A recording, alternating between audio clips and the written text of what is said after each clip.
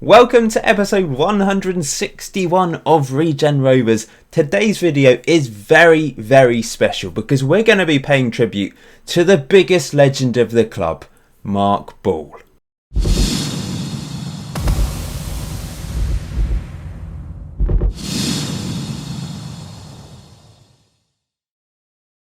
So today's episode is all about this man, Mark Ball, and we're going to be playing his testimonial against Barcelona.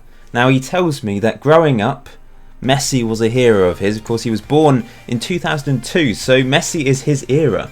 As a child, he saw Lionel Messi gracing the Barcelona pitch, Iniesta as well, all those legends of Barcelona. So he wanted to take on Barcelona in our brand new stadium, of course. It's going to be shown on TV, which is very exciting for us and for Mark Ball. Millions of people might be tuning in to watch this guy. Let me know your thoughts on Mark Ball in the comment section below. I mean, words can't describe how incredible this guy has been for us. I'm just going to go through a brief history of Mark Ball. So he actually started his career, well, let's start with where he was born. So he was born in Dudley in England in 2002, but he made his footballing debut for West End in Wales, which is quite random, really. Little old West End. They're an amateur team in the Welsh League Division 2, and he spent a couple seasons there. Actually, he made his debut in the 2019-20 season. 7 games, 2 goals. He then scored 17 goals the following season, and then only 8 in the next season. But it was enough to convince Bristol City to sign him, but they never played him. Now, I was thinking of playing Bristol City in this testimonial, but they weren't available anyway, so we couldn't take them on. But Barcelona's more special, I think. So he went on loan to Guernsey in the Channel Islands, scored a couple goals in the first season, but it was quite a slow start to his career. He suddenly ramped it up with 14 goals in the Southern Premier South with Guernsey the following season. Of course, this is the division that we started in, remember, but by this point we'd already been promoted a couple times, I think. But he then went on loan to Beaconsfield in the National League South, where he scored 22 goals. And this was the year we were promoted to the Football League, to League 2. And I was looking around at the top goal scorers in the lower leagues, and I came across Mark Ball, and I had a look at him, and I think I remember saying, I'm not sure he's going to improve that much, but he'll probably be good enough for League 2 level, because he did look really good. And it was a lot of money at the time. I think it was like £1,000 a week for him. He was our highest earner, and that was in League 2. And I mean, we had no money then. So it was a little bit of a gamble, but it paid off big time, didn't it? Because he has scored, as of the end of last season, 251 goals in all competitions for the club. Let me just get up the player spreadsheet for you a second. So yeah, 251 goals in all competitions for the club in 483 appearances. Really, really impressive for him. The first season in League 2, 26 goals in all competitions. Second season, the year we got promoted to League 1, 34 goals in all competitions, 33 goals in the league. And then in League 1, he was on fire. 37 goals in all competitions, 29 in the league. I think that's his highest scoring season ever, 37 goals. We'll see, won't we? But he continued in the Championship, 25 goals in all competitions, 23 in the league, 30 goals in the Championship the following season with 33 in all competitions. The year we got promoted, not quite as many, but 22 goals in the league, 29 in all competitions. Really, really incredible. And he continued that into the Premier League. 10 goals in his first Premier League season, 16 in all competitions, 14 the following year with 18 in all competitions, 11 goals in the league. The next season, 24 goals in all competitions. Last season, only 3 goals in the league, but we signed Anthony, we signed Safik Kalichi. He had less game time. He is starting to decline. His pace has dropped off. A few other things have dropped off, but he's still got 9 goals. A few of them were in the continental competitions, 5 in the Europa League, and he was in the team of the season for the Europa League, which is really quite incredible. So yeah, what a legend. Let me just show you a special goal, what I believe to be our best goal of the series. Just have a look at this. Most of you will remember this because it really was a special goal. Look at the turn. Look at that turn and look at the chip. The turn and the chip combined makes it my favourite goal of the series. Let's just take a look at that game. We'll turn this off because it's kind of getting in the way a little bit. Van den Broek set him up, but it was all about this turn from Mark Ball. Oh, the swivel.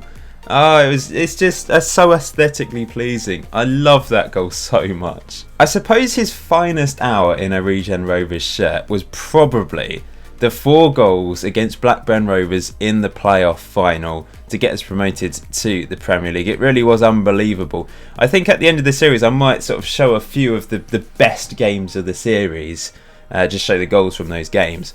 I'll have to get some old save files up because it's so long ago I can't actually see that. But he has had some magical moments in a Regen Rovers shirt, and another really famous day for him.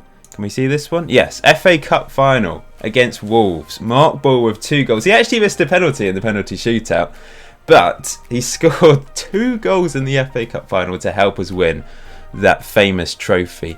He was on the bench for the Europa League final, and I know that's upset a few of you guys that he didn't come off the bench. And the main reason for that was simply because he missed that penalty in the FA Cup final. And I was thinking, if I bring him off the bench towards the end of the game, Chelsea equalise and it goes to penalties and Mark Ball misses a penalty, and we've subbed off Anthony or Navarrete, who are good at penalties, it really would have been a very big mistake.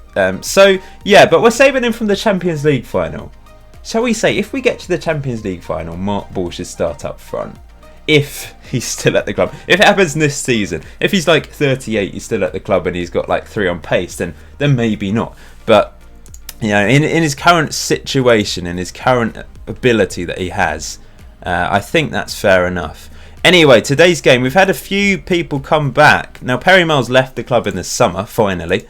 And it is sad to see him go, but he has come back for this testimonial match. Also coming back, and it's completely pointless, John Patinama. He's injured for 5 weeks. Why the hell has he turned up for this testimonial when he's injured for 5 weeks? It just makes no sense. And lastly, Marko Kavcic, which is very unusual because he was not really a legend of the club. It's not like he played with Mark Ball that much, so he's not even going to be in the team today. There's no point putting him in there. He was pretty useless for us, so it's a bit of a waste. But Perry Miles will be starting this game. Since you last saw me, of course, in the last episode I introduced a new stadium. We've signed 1 player. Peter Boyce has come on loan, a left back who will be back up for Matt Smith. He's actually a most expensive loan signing, but he's not going to be starting because, you know, Matt Smith is exceptional. Actually, I need to show you player of the season. It's not quite finished on Twitter at the time of recording this, but it is very close heading into the last couple of hours. There's 5 hours left, and at the moment Isidoro Rodriguez is leading the way, but it could easily turn around. Adrian Smith isn't completely out of it, just a few votes will change proceedings. It's the closest poll that we've had yet, I think, because Mark Ball, of course, managed to win 9 in a row, and this is the first year he wasn't up for this award, and it's resulted in 4 players very close in the final poll. So we'll see who wins that. I'll probably announce that in the next video. So here we go then, Barcelona at the Regen Rovers Stadium. Of course, there is the chance that it will be renamed. The poll is still open for you guys to vote on that. It'll either be named after me or it will be named after Mark Ball. The poll is on in the last video in the description. So we've never played Barcelona. Oh no, we have. We drew against them once. Yeah. I think I showed that one, didn't I? I think it was 2-2 or something. This is the team we're sticking out. Okoro will play in goal, of course, because he's a good friend of Mark Ball. Rey Henriquez Rios, Isidoro Rodriguez and Matt Smith. Novak, Perry Miles, good old friend of Mark Ball. Kotasek, our new Mexican central midfielder. Tasakovic, also played a big part in Mark Ball's career. And Navarrete up front alongside him with all these players available on the bench. Let's go then. This is a big day, and for some of you that didn't watch the last episode, you get to see the stadium here. Look at it in all its glory. Very nice. The Barcelona team is impressive, but we beat Real Madrid 4-0 in our first ever game in this stadium. Of course, the first official game, competitive game, will be at the start, probably in the next episode. I can't remember if we're playing at home against Leeds or away. That's the first day of the season. We've then got the Super Cup against Spurs. But we've also got Spurs in the league, I think, at home. So that might be the official first game. So next episode might be a long one. We'll see. Anyway, I hope you enjoy this match. Let me know your thoughts on Mark Ball, of course, in the comment section below. Let's go for that. That's worked. Here we go. That's worked nicely. They've got. I've shown you the players. They've got some good players, but we beat Real Madrid and they put out some good players. See, this is what I should have done in the last match. I sort of skipped that bit where it pans around the stadium a bit. I do apologise. I did show the stadium after the match, but you get to experience the stadium once again. I'm so pleased to be back in Winchester. I'm sure Mark Ball is. He's picked up a yellow card within, 5 minutes of his testimonial. If he gets sent off in this testimonial, that'd be hilarious. He needs to score a hat-trick and then get sent off. And here he is! Oh, he had a chance to score against Barcelona and he's missed it. He did, of course, score against Real Madrid, didn't he? In the last match. I just want to put this thing back up. There we go. That's nice. This is an interesting angle. Is this because I might have messed around with the camera angles and stuff? Decent effort there. What do I usually have it on? Is it TV or director that I have it on?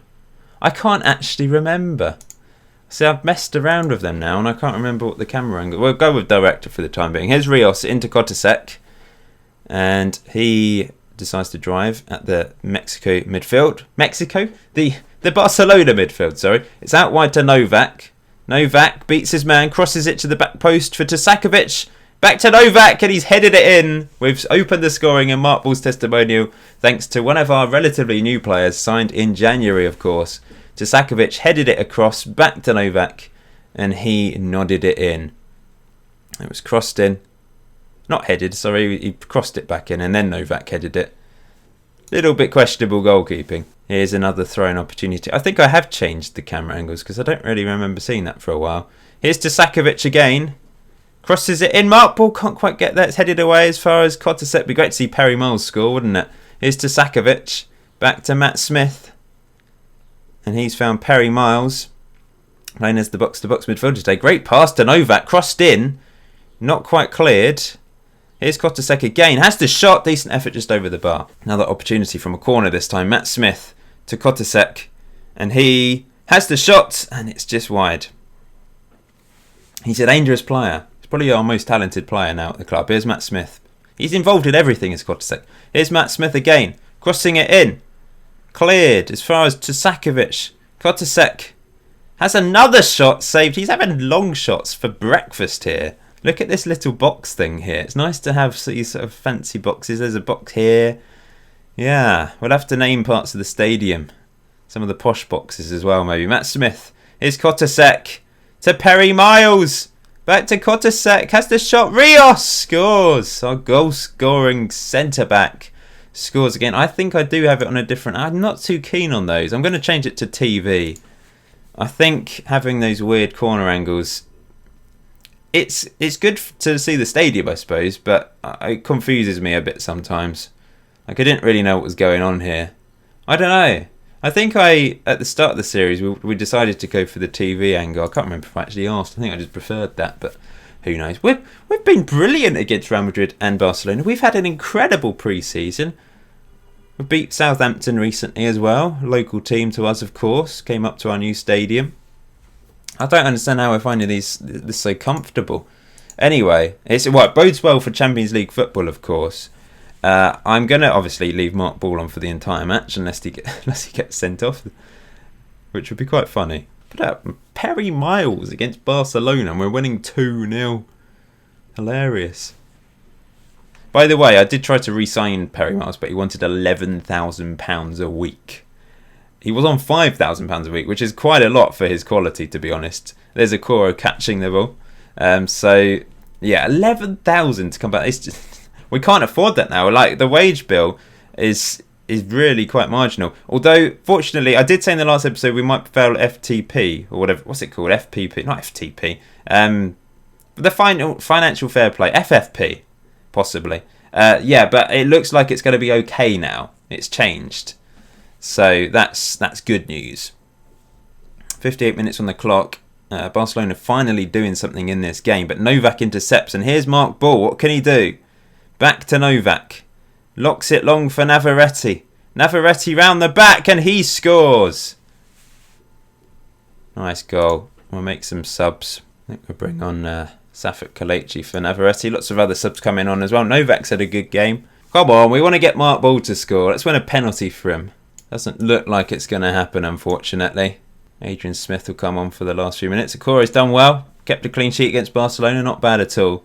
15 minutes to try and get Mark Ball to score. He scored against Real Madrid. I should have made that his testimonial. Here's Boyce. Our new left back on loan. This is his first appearance, I think. Here's Aloisi.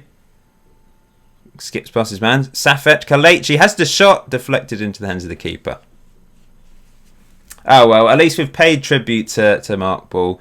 I don't think Ray Riggs scored on his testimonial. He was injured, wasn't he, for his testimonial? Can't really remember. Here's Safet Kalechi. Back to Lenz. Crosses it in. It's Mark Ball's chance! He's knocked it over. He's had a couple opportunities and he's not taken them today. Let's go attacking for the last few minutes. Try and get him that goal. Come on, lads. Get a goal for him. It's not going to happen, unfortunately. But we've won 3-0 against Barcelona on Mark Ball's testimonial. We've dominated the game. 26 shots, 2 clear-cut chances. Not as much possession, but it's always hard to get more possession against Barcelona. And we are absolutely flying in our new stadium. But today was all about Mark Ball, and we just want to say thank you for his achievements, for his dedication, for his goals in particular at Regen Rovers. And he got a 6.9, not bad. Could have scored, maybe should have scored. The captain, the club captain, he's still club captain. Even though he won't be starting as many games, he is still club captain. So thank you for turning up for Mark Ball's testimonial. I'm sure he will be delighted with that. This season then, like I said, Leeds, it is away from home. So our first official home game in the new stadium, competitive home game, will be against Spurs. We're likely to lose our first competitive game in the new stadium, which is a shame, but that's just the way it goes. They're insane. We're probably going to lose twice in a row against them. So next episode will be Leeds away from home, Tottenham in the Super Cup. It's taken place in Maksimir, 35,000-seater stadium in Croatia. And then we're returning to England, returning to Winchester, most importantly, and playing our first ever competitive game in our new stadium against Tottenham Hotspur. That's going to be really tough. By the way, we're not predicted to finish bottom. We're actually predicted to finish 10th, which still is, I mean, we've qualified for the Champions League this year, for goodness sake. Be interesting to see who we get in our group. I'm excited to find that out. That would be our first Champions League game on the 19th of September. So that will probably be the episode after next. Lots of episodes coming up. Lots of football to look forward to. Lots of glory to look forward to, hopefully. We've had a magnificent pre-season, winning every single game, beating the likes of Real Madrid, Southampton and Barcelona as well. Very, very impressive. I don't know if there's going to be any more signings. I very much doubt it. This is probably the squad for the 2035-36 season. But we'll end it there as my phone starts ringing. I'm back. I didn't say bye properly. Goodbye. Have a good day. See you very soon.